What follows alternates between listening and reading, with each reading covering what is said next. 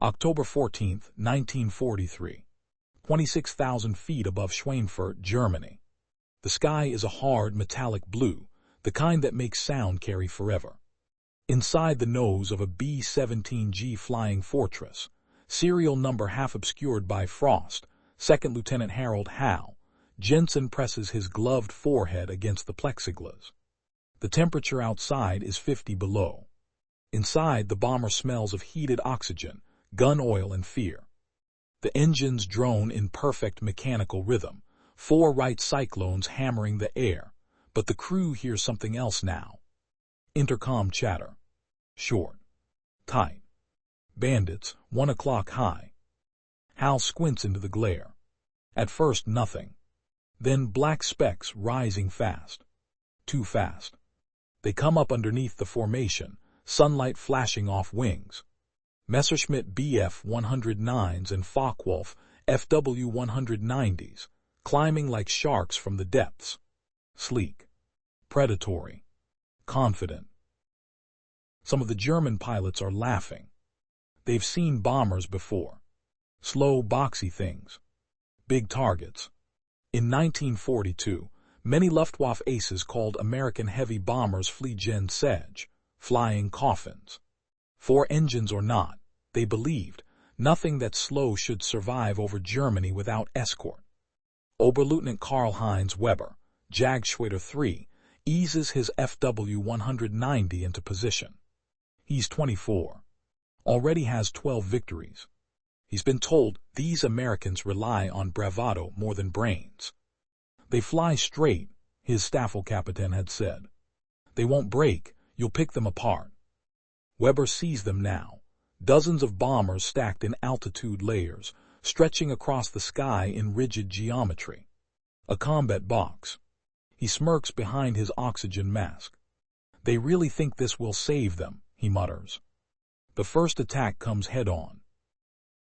From Hal Jensen's position in the nose, the German fighters grow impossibly large, impossibly fast. Tracers streak past the glass like molten wire.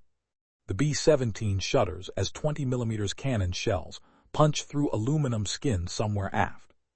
Open fire, someone yells. Hal squeezes the trigger. The bomber's .50 caliber Browning machine guns erupt. The vibration rattles his teeth. The sky ahead fills with intersecting streams of red tracer fire, not just from his aircraft, but from dozens around him. This is new. Not a single gun. Not a lone bomber firing back. An entire wall of fire. Weber sees it a second too late. Where he expected scattered, panic return fire, he flies straight into a storm. Tracers whip past his canopy from every angle. Nose guns, top turrets, ball turrets below.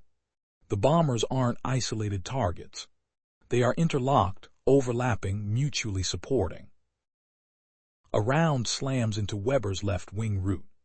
Another tears through the fuselage behind his seat. Verdammt. He rolls hard, yanking the stick, barely pulling clear. His engine coughs. Smoke fills the cockpit. He dives away, heart pounding.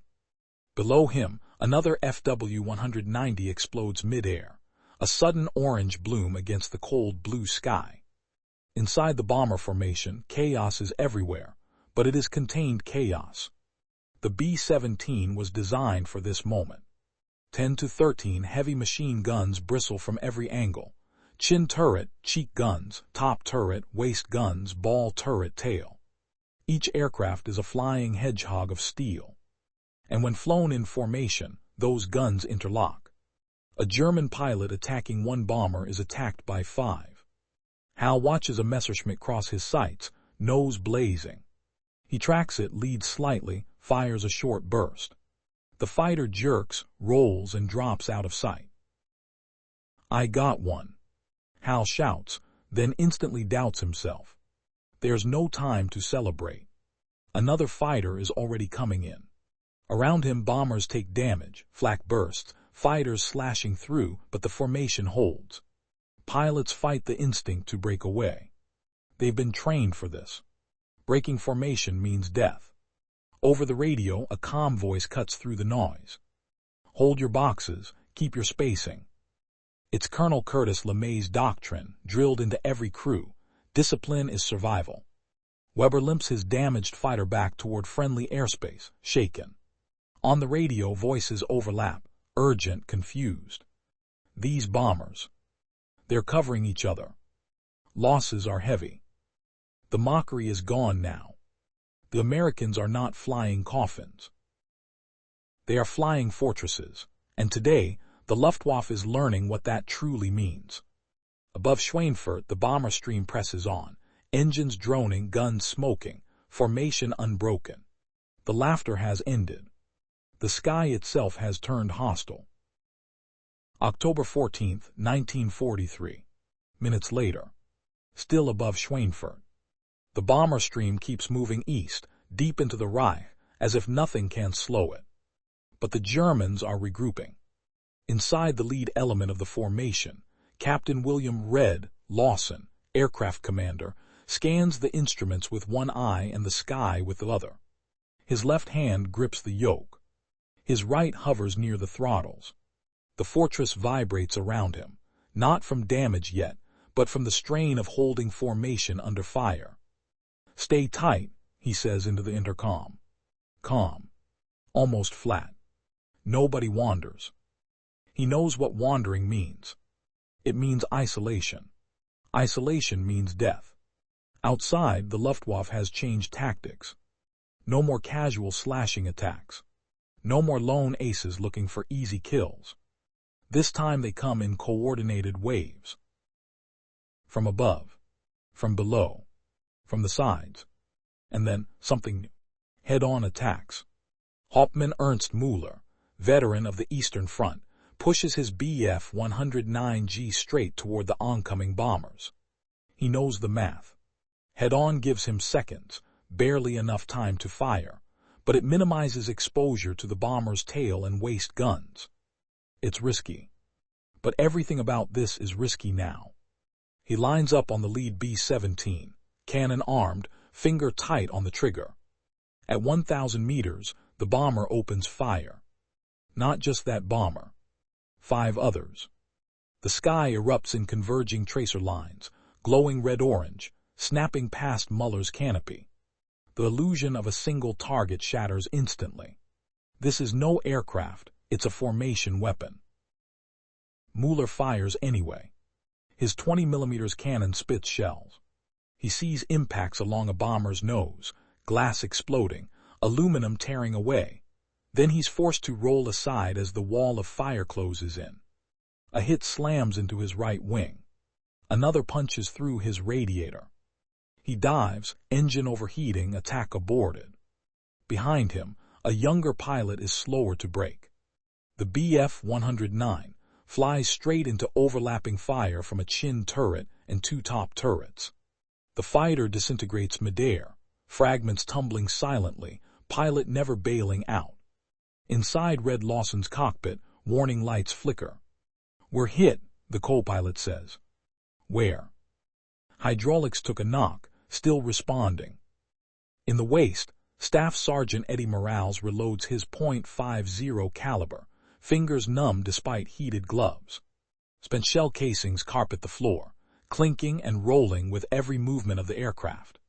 He peers out the open waist window. "I don't see how anyone gets through this," he mutters. Then a Focke-Wulf does. It screams in low, crossing from below the formation, firing as it goes. Rounds tear through the bomber ahead, number 3 ship.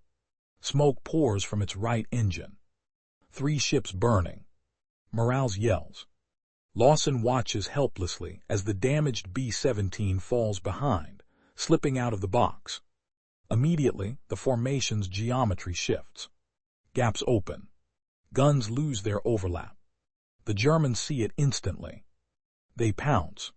3 fighters dive on the straggler. Its guns blaze, but now it's alone. Cannon fire rips through the fuselage. The bomber rolls, nose down, trailing flame. Parachutes bloom 1-2. Then the aircraft explodes before a third can jump. No one cheers. The formation closes ranks again, swallowing the whole, restoring the box. This is how it works now. brutal, mechanical, unforgiving. On the German side, radio discipline is breaking down. We can't get close. They're covering everything. We're losing too many. Ground controllers urge them on. The bombers must be stopped before they reach the ball-bearing plants. The Reich depends on it. So the Luftwaffe commits more aircraft, more pilots, more lives. They try rockets. Werfer Granate 21 air-to-air rockets streak into the formations, detonating with violent flashes. Bombers rock and shudder. One is blown apart. Another spins out of control. But even now the box holds. American gunners track targets automatically, reflexively, muscles aching, minds narrowed to lead and motion. They don't see planes anymore, just angles and speed. Hal Jensen fires until his barrels glow faintly. He stops, forces himself to breathe, then fires again. He watches another German fighter trail smoke, diving away. He doesn't feel triumph, only exhaustion. By the time the bombers reach the target, the Luftwaffe has paid dearly. Fighters litter the airspace behind them, falling, burning, fleeing. And for the first time, a truth is sinking in among German pilots. These bombers are not vulnerable prey. They are airborne fortresses designed not to evade, but to endure. And endurance over Germany is changing the war. October 14, 1943. Schweinfurt, Bavaria. Target area. The black bursts of 88 mm flak appear first, sharp, sudden, perfectly timed. Inside the lead B-17, the bombardier calls out, voice tight but practiced. 30 seconds. The formation flies straight and level now. It has to. Bomb doors yawn open across dozens of aircraft, turning each bomber into an even bigger target. Cold air floods the fuselages. Oxygen masks fog. Fingers stiffen. This is the most dangerous moment of the mission. And the Germans know it. On the ground below, Flak Regiment 26 has been waiting all morning. Range tables are already calculated. Altitudes plotted. Winds measured. When the first shells burst among the bombers, they do so with surgical precision. A B-24 Liberator on the right edge of the formation takes a direct hit. The explosion shears off its tail. The aircraft simply vanishes, a blink-and-you-miss-it disintegration, debris spiraling earthward. Another fortress lurches violently as flak shrapnel tears through its left wing. Fuel sprays, ignites, then miraculously goes out as the aircraft dives briefly and recovers. Steady, steady, the bombardier whispers. In the waist, Eddie Morales grips his gun but can do nothing now. There are no fighters in range. Just flak, invisible until it explodes. Hal Jensen watches the bursts creep closer through the nose glass. Each one feels personal. Then silence. Bombs away. The aircraft jumps upward as thousands of pounds of explosives fall free. Across the sky, bomb doors slam shut. The formations begin their shallow, turns away from the target. Below, the Schweinfurt ball-bearing plants disappear beneath a rising blanket of smoke and dust. Secondary explosions ripple outward. Buildings collapse inward on themselves. The mission objective is hit. But getting home is another matter. The Luftwaffe comes back. What remains of it? Hauptmann Müller, flying a replacement aircraft after his earlier damage, lines up again. His fuel is low. His nerves are shot. But the order is clear. Attack the bombers on egress. They're damaged now. Slower. Some are wounded. He picks a bomber lagging behind, its formation sloppy, engines uneven. He fires from long range, cannon shells walking across the bomber's fuselage, then closes. Too close. A tail turret opens up. Then a top turret. Then waist guns from two nearby aircraft. Müller feels impacts. His canopy cracks. The cockpit fills with noise and vibration. This isn't dogfighting. This is flying into a machine that fights back from every direction. He breaks away again, alive only because others died first. Around him, fewer friendly voices answer the radio. Inside Red Lawson's bomber, the situation is deteriorating. Engine 3 is overheating. Fuel pressure fluctuates. The aircraft is slower now, just enough to be dangerous. "We're dropping back," the co-pilot says. Lawson grimaces. "Push it, we stay with the box." He shoves the throttles forward. The engine protests but holds. Below them, a lone fortress spirals downward, wings wobbling, gunfire silent. No parachutes this time. No one speaks. Hours later, as the bombers finally cross back over the channel, the attacks stop. Just like that. The sky empties. The tension drains out of the crews all at once, leaving only shaking hands and ringing ears. Hal Jensen slumps against the nose glass, realizing he's been clenching his jaw so hard it hurts to open it. Eddie Morales sits down on an ammo box, staring at nothing.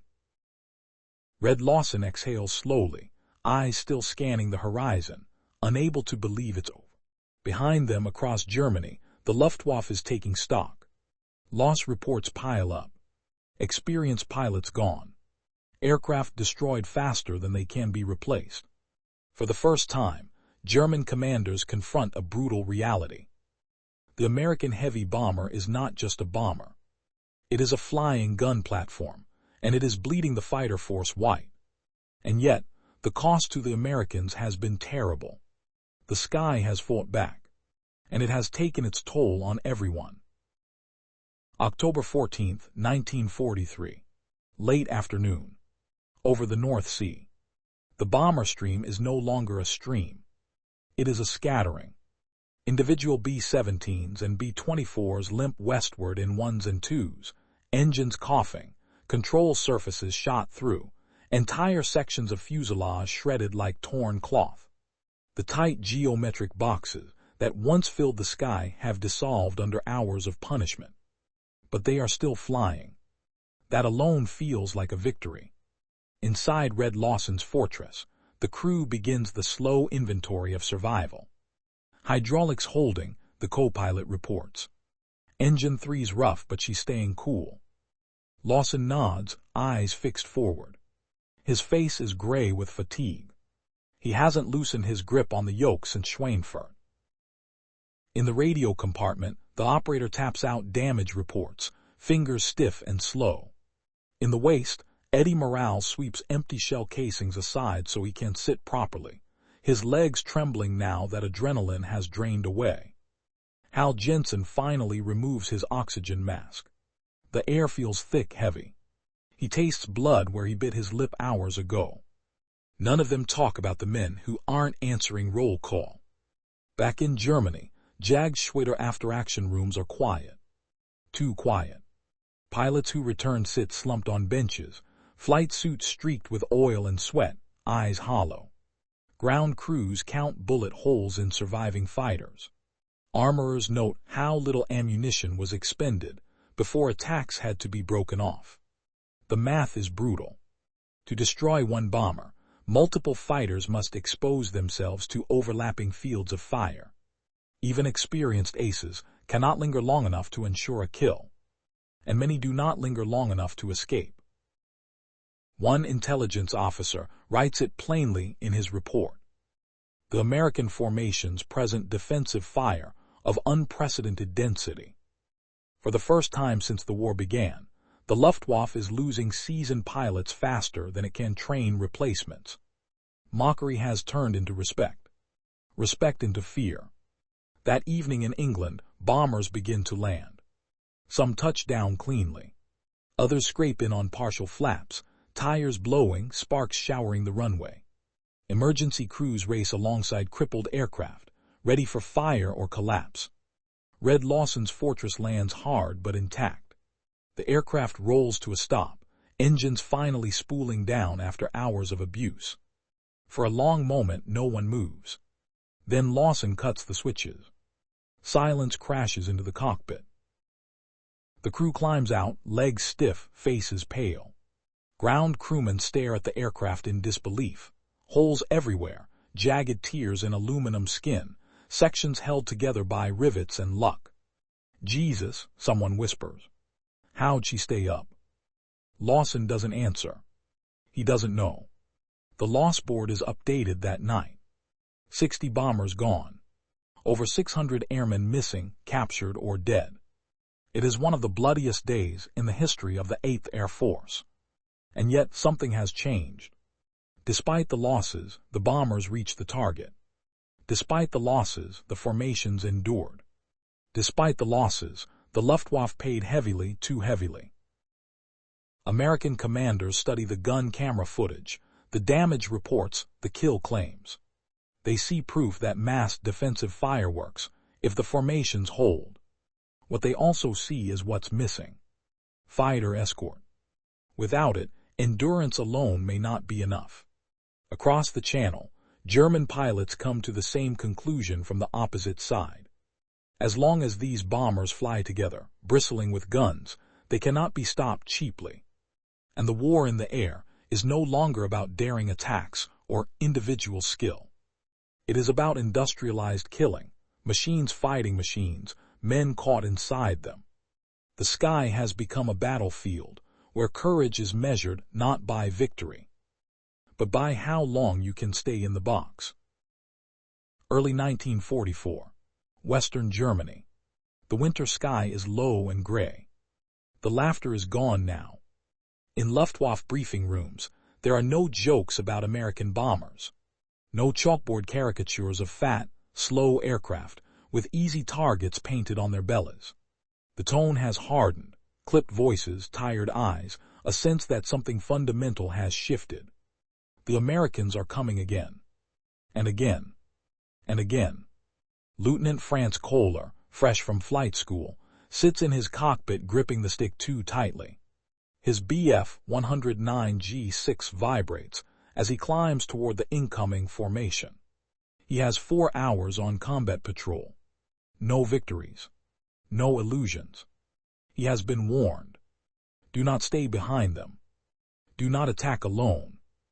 Break off immediately if you're targeted. He spots the bombers ahead, dozens of them stacked like a moving city. Sunlight glints off aluminum skins. Contrails braid the sky, and beneath them something he didn't expect. Fighters. Long-range escorts. P-51 Mustangs, sleek and silver, weaving above and around the formations. The bombers are no longer alone. The German attack hesitates just for a moment. That moment costs them. A Mustang dives, guns flashing. A Focke-Wulf erupts in flame. Another German fighter breaks hard, only to fly straight into the outer edge of bomber gunfire. Kohler pushes forward anyway. Orders are orders. He lines up on a B-24 at the edge of the box, fires a short burst, and instantly the sky explodes around him. Tracers streak past from the Liberator, from its neighbors, from somewhere he can't even identify. He yanks the stick back, heart hammering, barely escaping. Behind him, a veteran pilot isn't as lucky. The bomber formation does what it has always done. It holds. Guns overlap. Fields of fire merge. The sky fills with lead. This time, the bombers are not just enduring. They are advancing under protection. Inside a B-17 flying over Leipzig, Hal Jensen mans the nose again. He's older now. Thinner. His hands move automatically, efficiently. He has learned what matters and what doesn't. A German fighter appears briefly in his sights, then vanishes under Mustang fire. Hal exhales slowly. The difference is unmistakable. The bombers still take hits. Flak still bursts. Men still die. But the fear, the feeling of being hunted, is fading. The sky belongs to them now. German loss reports grow worse with every week. Experienced pilots are gone. Replacements arrive with fewer hours, less confidence, shorter life expectancy. Fuel shortages limit training. Aircraft sit grounded for lack of parts. And still the bombers come. Factories burn. Rail yards collapse. Oil plants vanish under clouds of smoke. The defensive guns that once shocked the Luftwaffe are now only part of a larger truth. The bomber was never meant to fight alone. It was meant to endure until control of the air was achieved. That moment has arrived.